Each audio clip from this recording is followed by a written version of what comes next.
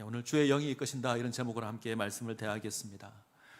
스데반이 순교한 이후에 예루살렘 교회에 큰 박해가 임합니다. 이것으로 예루살렘 교인들이 사방으로 이제 흩어지는 일이 주어지죠. 성경은 이들이 선교사가 되어서 그들이 이르는 곳마다 복음을 전했다 이런 내용이 기록되어 있습니다.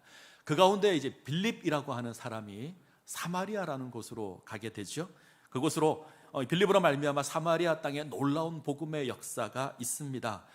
정상적이었다면 가지 않았을 땅입니다. 유대인들이 혐오하는 땅이고 유대인들이 부정하다 생각하는 땅이어서 정상적인 상황에서는 절대 가지 않았을 땅인데 이 박해로 말미암아 박해를 피하러 사마리아 땅에 갔다가 그곳에서 놀라운 복음의 역사가 일어나는 겁니다.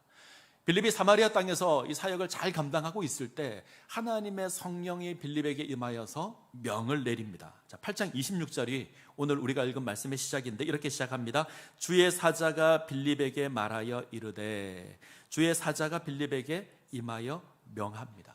명함의 내용은 예루살렘에서 가사로 내려가는 길로 내려가라 라는 겁니다. 가사는 블레셋 아시죠? 구약에 보면 블레셋이 5개의 도시로 되어 있는데 그 가운데 하나가 가사입니다. 오늘 우리가 이스라엘과 관련된 이야기를 가끔 들을 때 가자지구라고 하는 이야기를 들어보셨죠? 가자지구, 이때 이 가자지구가 가사입니다. 자, 우리가 성경 지리 공부를 했는데 이스라엘에 3개의 주요 도로가 있습니다. 그 가운데 해변길이 있습니다. 이스라엘에서 애굽으로 내려가는 해변길이 있는데 그 해변길에 이 가사가 있습니다. 지금 주의 사자가 빌립에게 이 가사로 가라 명합니다. 자, 빌립의 상황을 한번 생각해 보시죠. 사마리아 땅에 와서 복음을 전합니다. 많은 사람이 빌립을 통해서 예수 그리스도의 복음을 듣고 예수를 믿습니다. 이 사마리아 사람들이 어떤 사람이냐면 자기들 나름대로 하나님을 섬기는 자들이에요. 유대교와는 다릅니다. 유대인들은 예루살렘에 있는 성전에서 하나님을 예배하지만 이들은 그리심산에 성전을 짓고 그곳에서 예배를 합니다. 이들은 모세오경만 하나님의 말씀이다 생각해서 그 모세오경을 믿고 이 땅에 임할 하나님 나라를 고대하는 자들이 이들입니다. 자, 이들이 예수를 믿습니다. 그럼 빌립이 해야 될 일이 굉장히 많을 겁니다. 이들의 잘못된 신앙도 고쳐주어야 되고 이제 많은 사람들이 믿기 시작을 하니 이제 교회도 조직해야 되고 이제 많은 일꾼들도 세워야 하고 해야 될 일이 많을 겁니다. 예루살렘 교회에서 사마리아 소식을 듣고 베드로와 요한이 이곳으로 와서 가르치고 이들을 기도해주고 성령이 임하는 일도 있었습니다. 그리고 이들이 다시 예루살렘으로 돌아갑니다. 아마 빌립은 더 바빠졌을 겁니다. 더 분주할 겁니다. 정신없이 일을 하고 있는 그때에 성령이 임하여서 명하는 겁니다. 일어나 광야로 가라. 이상하게 들릴 수 있죠. 아마 저였다면 아닙니다 하나님, 지금은 아닙니다. 지금 내가 너무 바쁩니다. 이렇게 대답을 했을 것 같습니다. 그런데 빌립이 순종하여 가사로 갑니다. 그리고 그곳에서 에디오피아 여왕의 국고를 맡은 내시를 만납니다. 우리가 보는 성경을 보면 빌립이 가서 일어나 가서 보았다. 자, 보았다 이 단어는 원문을 보면 감탄사입니다. 이런 거죠. 일어나 갔다 보라. 이런 거. 보라 감탄사입니다. 뜻밖의 사람을 만난 거죠. 빌립이 에디오피아 사람을 만날 거라고 생각을 했을까요? 이 에디오피아는 오늘 아프리카에 있는 에디오피아는 아닌 것 같습니다. 그보다 좀 더 위쪽에 있는 나라를 지칭하는 것으로 보이는데 단서는 하나 있습니다. 이 에디오피아라는 말이 검은 얼굴의 사람들 이런 뜻입니다. 그럼 피부색이 검다라는 거죠. 흑인입니다. 이 사람들이 깜깜한 밤에 눈을 뜨고 씩 웃으면 눈동자와 이만 하얗게 보이는 그런 사람들. 그런 사람이 에디오피아 사람입니다. 낯선 사람이잖아요. 빌립은 누구를 만나게 될 것을 기대하고 갔을 겁니다. 그런데 에디오피아 사람 이 흑인을 만날 거라고는 생각하지 않았을 겁니다. 자, 더 놀라운 건 이 에디오피아 사람이 이사야서를 읽고 있습니다. 소리 내어서 이사야서를 읽습니다. 어떻게 소리 내어서 성경을 읽는가 이상할 수 있지만 원래 성경은 소리를 내어서 읽는 겁니다. 우리는 소리 내지 않고 눈으로 성경을 보지만 원래 성경은 소리를 내어서 읽습니다. 성경은 눈으로 보는 게 아니고요, 눈으로 읽는 게 아니고요, 입으로 읽는 겁니다. 자, 다시 성령이 빌립에게 임합니다. 29절을 보시면 성령이 빌립더러 이르되 이렇게 되어 있습니다. 26절에 등장하는 주의 사자, 그리고 후반부에 등장하는 주의 영, 본문의 성령 같은 존재입니다. 자, 성령이 빌립에게 이 사람이 타고 있는 술에 가까이 가라 명합니다. 그래서 가까이 가서 대화를 하죠. 예수 그리스도의 복음을 전합니다. 이것으로 에디오피아 내시가 예수 그리스도를 믿고 하나님의 백성이 됩니다. 이것이 오늘 본문의 내용입니다. 자, 조금 더 본문으로 들어가 보죠. 우리가 몇 가지 살펴야 하는데, 자, 먼저 이 에디오피아 여왕의 내시, 이 사람이 누군가 우리가 살펴볼 필요가 있습니다. 자, 27절을 한번 보죠. 27절. 자, 같이 읽겠습니다. 일어나 가서 보니 에디오피아 사람 곧 에디오피아 여왕 간다기의 모든 국고를 맡은 관리인 내시가 예배하러 예루살렘에 왔다가.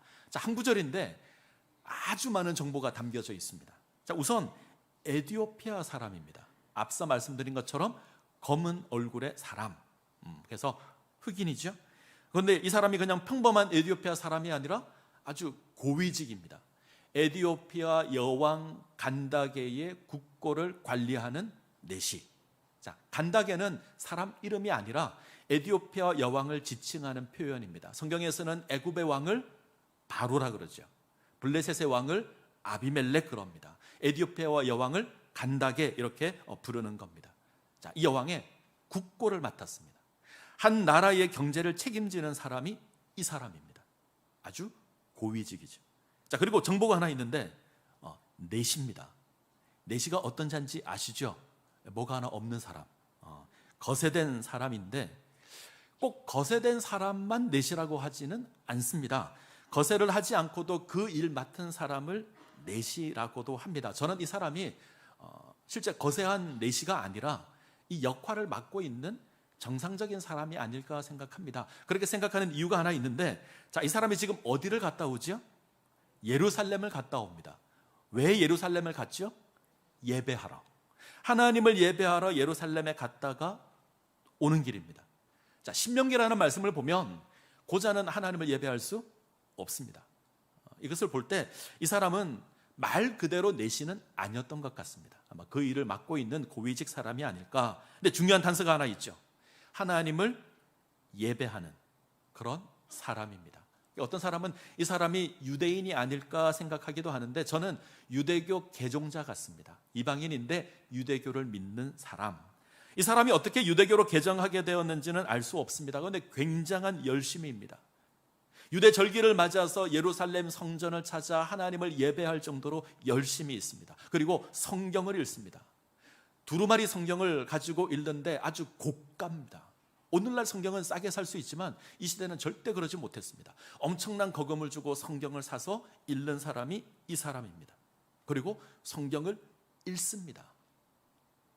혹시 차를 타고 가면서 책이나 성경을 보신 적이 있으신가요? 잘 읽혀집니까? 이게 잘 안 됩니다. 지하철이나 기차는 좀 나아요. 근데 버스나 자가용은 정말 어렵습니다. 어떨 때는 읽은 구절을 또 읽고 틀림없이 읽었는데 또 읽고 있고 이런 경우도 생기는 게 그렇습니다. 그런데 지금 이 사람이 수레를 타고 성경을 읽습니다. 제대로 읽을 수 없었을 겁니다. 그런데 성경을 읽습니다. 왜 읽었을까? 창신제일교회가 400독을 한다더라. 나도 읽어야겠다. 이래서 읽는 게 아닐까? 저는 이 내시가 왜 성경을 읽고 있었을까? 이게 궁금합니다. 그것도 불편한 수레 위에서 소리를 내어서. 좀 상상력을 동원하면 이 사람이 예루살렘에서 하나님을 예배할 때 대했던 말씀이 이 말씀이 아니었을까 생각합니다. 하나님을 예배하는데 이사야의 말씀을 들었습니다. 그런데 그 말씀이 잘 이해가 안 됩니다. 그 말씀이 잘 이해가 되지 않는 거죠. 뭔가 중요한 말씀을 들었는데 이 말씀의 의미가 선명하지 않습니다. 그래서 수레 위에서 그 부분을 읽고 또 읽고, 성경에서 묵상하다라는 말은 이런 겁니다. 읽고 또 읽고 되새기고 또 되새기는 것, 묵상하는 겁니다. 우리도 그런 적 있지 않나요? 성경을 읽다가 뭔가 답답함을 느낄 때가 있습니다. 아주 중요해 보이는 말씀인데 이게 잘 모릅니다. 확인이 잘 안 되는 경우가 있습니다. 그러면 그걸 반복해서 읽고 또 생각하고 또 생각하고, 아마 내시가 그러고 있었던 것 같습니다. 이때 에디오피아 내시가 읽고 있었던 성경이 이사야서 53장입니다. 자, 이사야서를 잠깐 볼까요? 그림을 보시면 이사야는 1장부터 66장까지 되어 있습니다. 1장부터 39장까지가 이스라엘과 예루살렘의 죄를 고발하고 하나님의 심판이 임할 거다라는 내용이 1장부터 39장까지. 40장에 가면 내용이 확 바뀝니다. 40장부터 66장까지는 하나님의 구원을 이야기합니다. 하나님의 회복을 이야기하고 하나님의 나라가 다시 회복될 거다 이야기하는 게 이 뒷부분입니다. 이사야 53장은 뒷부분이죠. 하나님의 회복을 이야기하는 장면인데 여호와의 종의 노래, 고난당하는 종의 노래가 이 53장입니다. 하나님께서 이스라엘을 회복시키고 하나님 나라를 회복시키실 텐데 이것이 누구를 통해 일어나냐면 여호와의 종, 고난당하는 여호와의 종을 통해서 이 일이 일어날 겁니다. 이사야 53장에 이 고난당하는 종이 누군가 우리는 답을 압니다. 예수 그리스도십니다. 예수 그리스도를 예표하는 말씀이 이 말씀입니다. 예수님의 고난으로 말미암아 하나님 나라가 성취될 겁니다. 근데 유대인들은 이렇게 생각하지 않습니다. 유대인들이 생각하는 메시아는 화려한 왕입니다. 화려한 메시아가 와서 세상을 정복해서 우리를 구원할 거다 때문에 그들은 이 말씀을 메시아의 말씀으로 생각하지 않죠. 그러니까 이 빌립이 아니고 에디오피아 내시가 예루살렘에서 예배를 드리면서 이 말씀을 들었는데 뭔가 좀 풀리지 않는 거예요. 뭔가 명확하지 않는 겁니다. 그래서 이 말씀을 계속 확인하고 있는 겁니다. 근데 빌립이 이 부분을 정확하게 해석해 줍니다. 자, 35절. 8장 35절. 같이 읽습니다. 빌립이 입을 열어 이 글에서 시작하여 예수를 가르쳐 복음을 전하니. 빌립이 이사야의 말씀을 근거로 예수를 가르쳐서 복음을 전합니다. 자, 이때 내시가 읽고 있었던 이 말씀을 같이 한번 볼까요? 자, 32절, 33절. 자, 같이 읽겠습니다. 32절, 33절 같이 읽습니다. 읽는 성경 구절은 이것이니 일러스되 그가 도살자에게로 가는 양과 같이 끌려갔고 털 깎는 자 앞에 있는 어린 양이 조용함과 같이 그의 입을 열지 아니하였도다. 그가 굴욕을 당했을 때 공정한 재판도 받지 못하였으니 누가 그의 세대를 말하리요. 그의 생명이 땅에서 빼앗김이로다 하였거늘. 자, 조금 어려운 이야기인데 들어주십시오. 도살자에게로 가는 양과 같이 고난당하는 것, 이 종은 예수님입니다. 그가 굴욕을 당하고 공정한 재판을 받지 못합니다. 예수님의 십자가의 고난을 의미하는 겁니다. 여기까지는 어렵지 않죠? 자, 어디가 어렵냐면 맨 뒤쪽에 그의 생명이 땅에서 빼앗김이로다.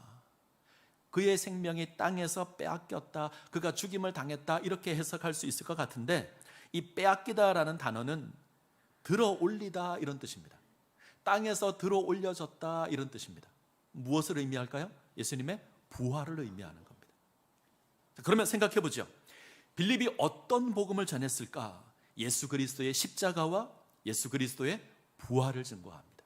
예수 그리스도의 십자가의 죽음과 예수 그리스도의 부활을 증거합니다. 에디오피아 내시가 이것을 듣고 복음을 깨닫습니다.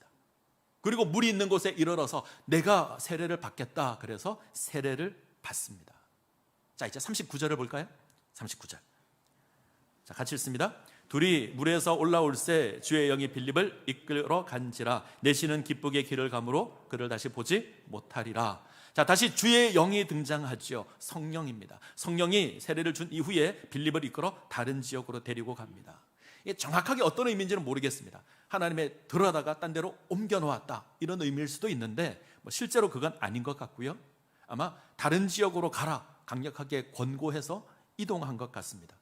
자, 내시의 반응이 중요한데 기뻐하죠.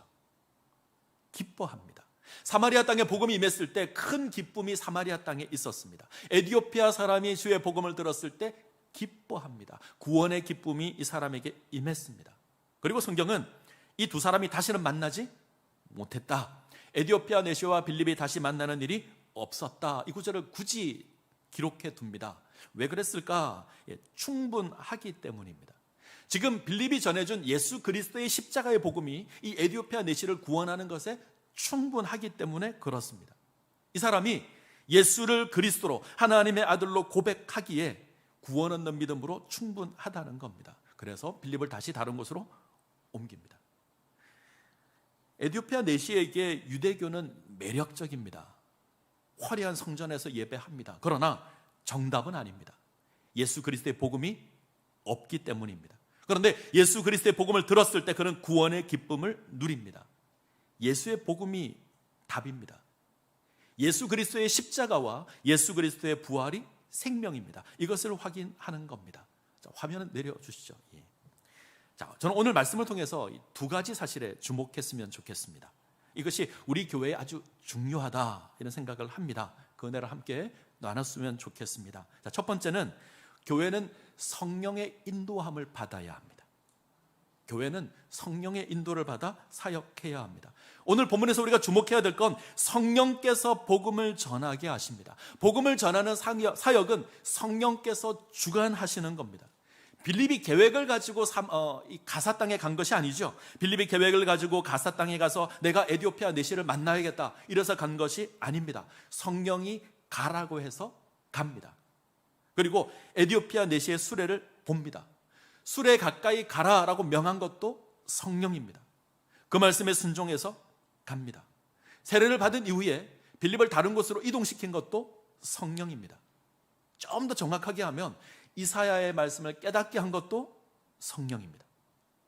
그러면 전도자, 전도 대상자, 장소, 방법, 그 내용까지 다 성령께서 하시는 겁니다.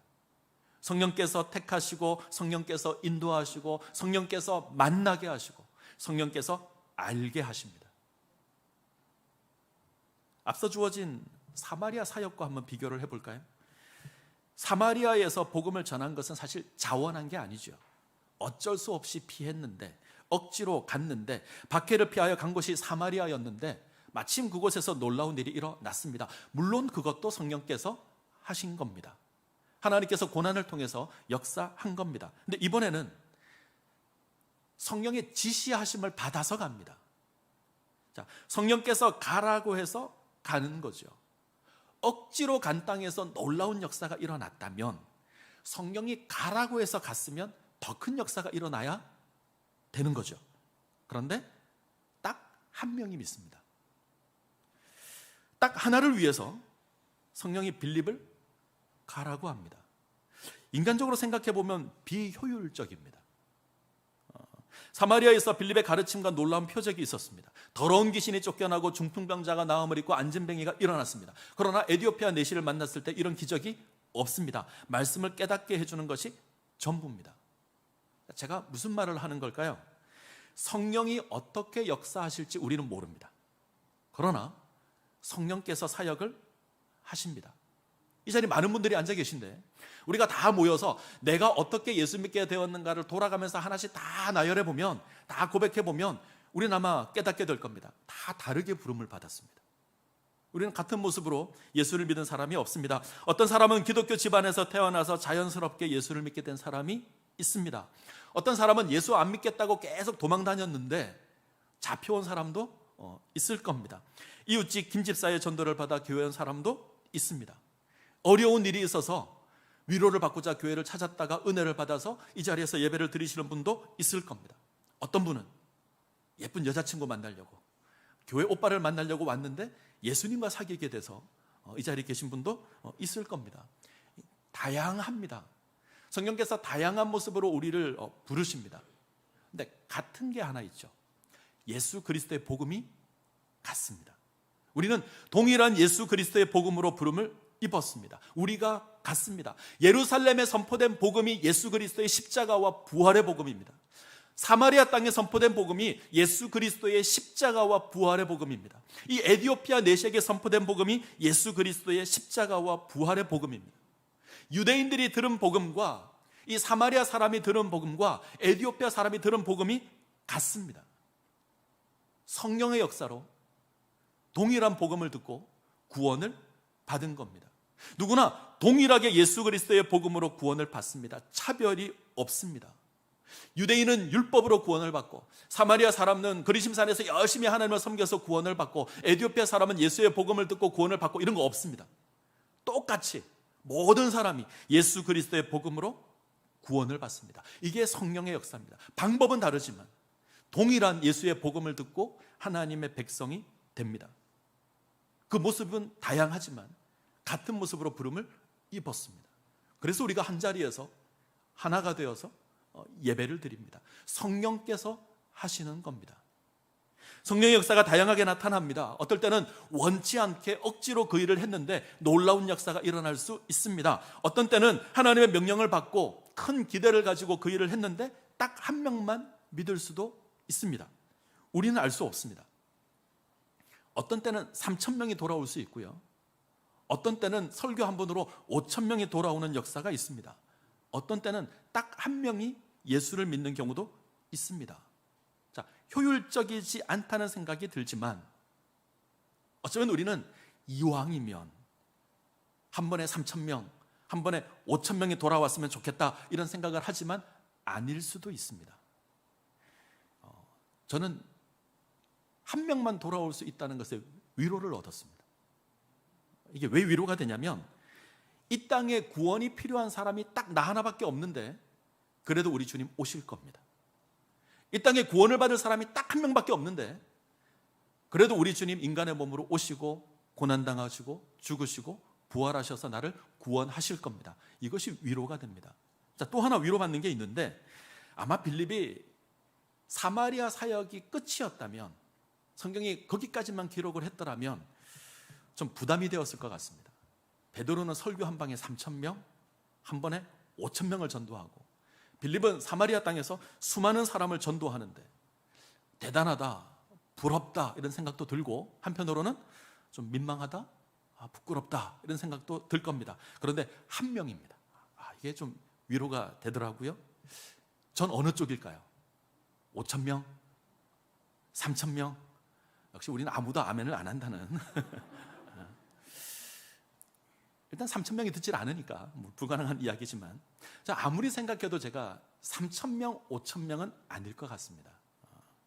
단 한 명이라도 복음을 듣고 영접하는 이 일이 제가 해야 될 일이 아닐까 생각을 합니다.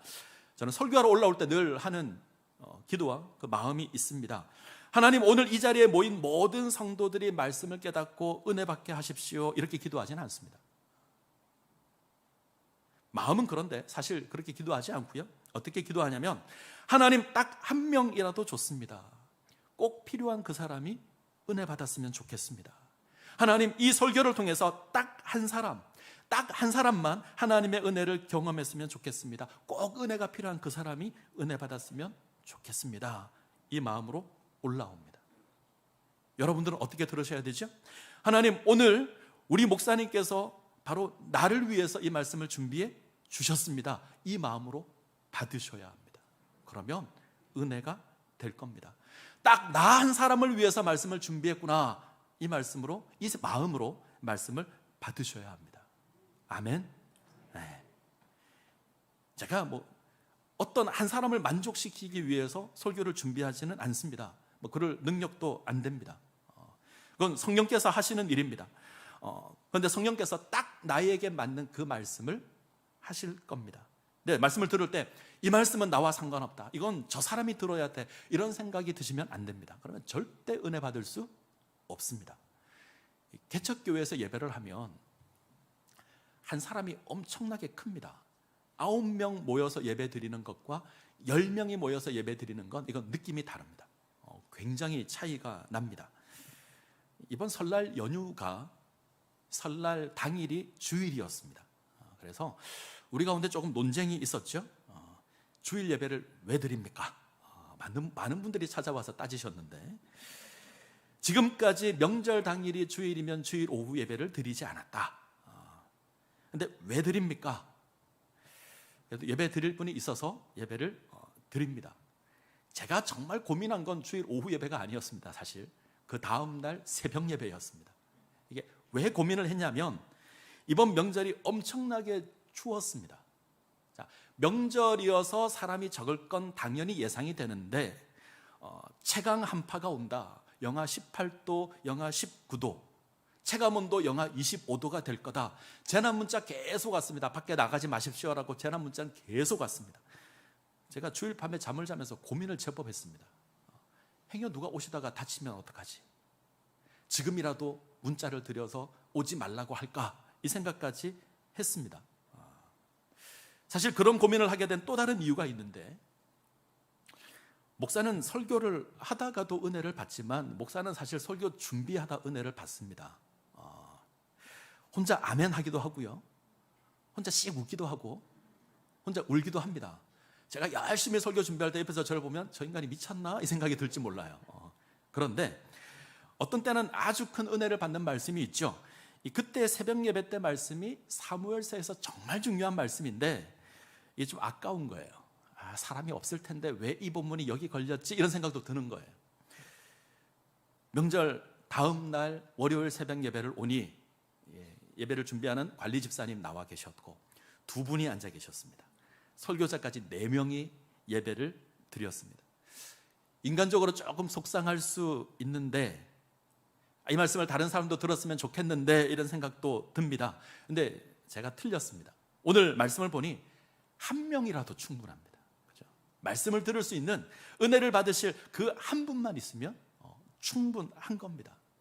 저는 은혜 받는 한 분이 되시기를 바랍니다. 오늘 이 말씀 가운데 은혜를 받는 그 한 명으로 세워지셔서 에디오피아 사람과 같이 큰 기쁨을 누리시기를 간절히 소원합니다. 자, 분명한 건 나의 생각으로 하는 게 아니죠. 성령께서 하시는 겁니다. 이게 첫 번째고요. 자, 두 번째, 교회는 하나님의 말씀으로 사역해야 합니다. 오늘 본문에서 우리가 주목해야 될 사람이 둘, 에디오피아 사람, 빌립인데, 자, 에디오피아 사람, 이 사람은 신앙에 관심이 있습니다. 열심도 있습니다. 그 비싼 성경을 사고 그것을 수레에서 읽는 사람이 이 사람입니다. 이방인인데 개종하여서 하나님을 섬깁니다. 예루살렘에 예배를 드리러 옵니다. 마차 위에서 끊임없이 확인할 정도로 열심히 있습니다. 근데 문제가 있죠. 말씀의 의미를 깨닫지 못합니다. 자, 누가 깨닫게 하죠? 빌립이요. 하나님의 백성으로 부름을 받은, 먼저 하나님의 백성으로 부름을 받은 빌립이 깨닫게 합니다. 조금 더 크게 해석하면 교회가 깨닫게 합니다. 저는 이것이 교회 사명이라고 생각합니다. 말씀을 읽지만 깨닫지 못하는 자에게 예수 그리스도의 복음을 가르치는 것, 말씀을 깨닫게 하는 것, 교회가 해야 될 일입니다. 지난 시간 우리가 사도행전에 등장하는 5부류의 사람을 봤습니다. 혹시 그림이 있나요? 히브리파 유대인, 헬라파 유대인, 유대교 개종자, 하나님을 경외하는 자, 헬라인, 5부류가 있는데 사도 바울이 가장 심혈을 기울여서 전도한 대상자가 누구냐면 유대교 개종자, 하나님을 경외하는 자. 자, 왜 그랬을까? 우리가 특별히 관심을 가져야 될 것이 이 에디오피아 사람과 같은 사람들입니다. 하나님을 섬기는 일에 관심이 있습니다. 스스로 하나님을 섬긴다고 이야기를 합니다. 그런데 예수를 모릅니다. 좀 더 나아가 하나님을 경외하는 자도 있습니다. 하나님을 섬기는 일에 관심이 있습니다. 성경을 읽습니다. 우린 이런 자들에게 하나님의 말씀을 가르치고 깨닫게 해야 합니다. 물론 모든 사람이 복음의 대상이지만 우리가 먼저 해야 될 일이 있다면 바로 이 일입니다. 말씀을 깨닫게 하는 겁니다. 어쩌면 이 자리에도 오랜 신앙생활을 하고 교회에 나와 있지만 어쩌면 예수 그리스도의 복음이 나와는 거리가 멀게 느껴지시는 분이 있을 수 있습니다. 교회는 그들을 가르쳐서 깨우쳐야 하는 겁니다. 자, 그 일을 누가 하냐면 빌립이 합니다. 자, 그는 사도가 아닙니다. 집사입니다. 근데 놀라운 사역을 하죠. 물론 빌립이 하는 것이 아니라 성령이 하는 겁니다. 근데 분명한 것이 있는데 빌립은 이 일에 준비가 되어 있습니다. 말씀이 준비되어 있는 자 빌립입니다. 이것이 도전이 됩니다. 빌립은 이사야의 말씀을 듣고 이 말씀을 예수 그리스도로 해석할 수 있는 능력이 있습니다. 이사야의 말씀을 보고 이것이 예수 그리스도를 가르치는 말씀이다 압니다. 그것을 가르쳐서 깨닫게 하는 자가 빌립입니다. 빌립이 목사인가요? 그가 신학교 교수입니까? 신학생입니까? 아니요, 집사입니다. 그런데 이것을 합니다. 오늘날 이 자리에 우리와 함께 예배드리는 우리와 같은 자입니다. 그런데 구약의 말씀으로 예수 그리스도의 복음을 전합니다.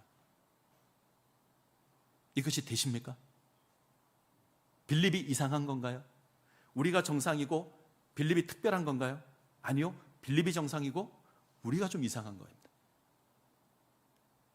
전 우리 모두가 빌립과 같이 되기를 원합니다. 전 아멘. 전 우리 모두가 스데반과 같이 되기를 원합니다. 내가 교회를 오래 다녔다, 이거 중요하지 않습니다. 내가 20년, 30년 다녔다, 내가 교회 설립 멤버다, 이거 중요하지 않습니다. 내가 교회 장로다, 권사다, 집사다, 중요하지 않습니다. 중요한 건 예수 그리스도의 십자가의 복음을 전할 수 있는 겁니다. 예수 그리스도의 십자가의 복음을 가르쳐서 깨우칠 수 있는 그 실력이 있는 겁니다. 우리는 빌립처럼 되어야 되고 스데반처럼 되어야 합니다. 믿지 않는 자에게 나아가 예수 그리스도의 복음을 증거할 실력을 갖추고 있어야 합니다. 이게 정상적인 겁니다. 교회는 그런 곳이 되어야 합니다. 자, 빌립과 스데반이 어디서 이걸 배웠을까? 사도들의 가르침을 들었습니다. 사도행전을 기준으로 하면 베드로가 행한 설교를 듣고 아는 겁니다. 그래서 부탁을 드립니다. 이 강단에서 하나님의 말씀이 온전히 선포될 수 있도록 기도해 주십시오. 진리의 말씀이, 생명의 말씀이, 그 말씀이 선포되어서 우리가 예수 그리스도의 복음을 깨닫고 그것을 우리가 나가서 전할 수 있도록, 이것을 위해서 기도해 주셔야 합니다. 진리의 말씀을 듣고 깨닫고 그것을 사역하는 교회가 될 수 있도록. 자, 우리는 두 가지를 기억해야 되죠. 우리 창신제일교회가 반드시 기억해야 될 두 가지입니다. 하나, 성령의 인도함을 받는 사역을 해야 합니다. 인간의 생각과 인간의 판단이 중요한 것이 아닙니다. 성령이 명하면 가고 성령이 하라고 하면 하는 겁니다. 이것으로 복음을 전해야 합니다. 두 번째, 하나님의 말씀으로 사역을 해야 합니다. 말씀을 깨닫지 못하는 자에게 말씀을 깨닫게 해야 합니다. 이를 우리가 먼저 말씀을 깨닫고 준비된 자가 되어야 합니다. 자, 하나님 말씀을 사모하십시오. 말씀을 가까이 하시고 그 말씀을 들으십시오. 성령 하나님께서 우리를 깨닫게 하시는 그 조명하심의 역사가 우리 가운데 있어서 말씀을 온전히 알고 우리가 나아가서 예수를 모르는 자에게 복음을 전하고 깨닫게 하는 그 놀라운 역사가 우리 가운데 있기를 소원합니다. 성령이 사역하시고 우리가 잘 준비되면 우리가 새롭게 될 겁니다. 이 은혜를 누리시기를 간절히 소원합니다. 기도하시겠습니다.